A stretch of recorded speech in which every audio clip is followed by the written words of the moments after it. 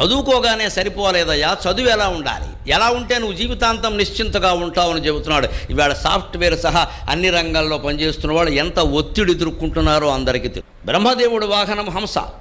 ఆ హంస ఒకరోజు ఆలస్యంగా వెళ్ళింది బ్రహ్మలోకానికి.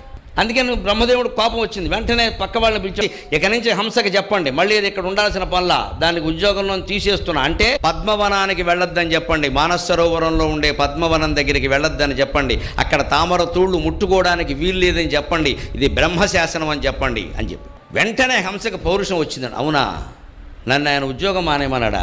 నన్ను పద్మవనానికి వెళ్లకుండా చేయొచ్చు, తామర తూళ్ళు తినకుండా చేయొచ్చు, కానీ బ్రహ్మదేవుడు ఒక్కటి మాత్రం చేయలేడు. నేను పాలని నీటిని వేరు చేయగలను, నా దగ్గర ప్రతిభ ఉంది, పాలల్లో నీళ్లు కలిపితే నేను పాలు మాత్రమే తాగుతా, నీళ్లు వదిలేస్తా, ఈ అద్భుతమైన ప్రతిభ నాలో ఉంది కాబట్టి నేను ఇంకో చోట బతుకుతా. ఈ ప్రతిభ బ్రహ్మదేవుడికి కూడా లేదు, ఆయనకి చెప్పండి అని చెప్పింది హంస.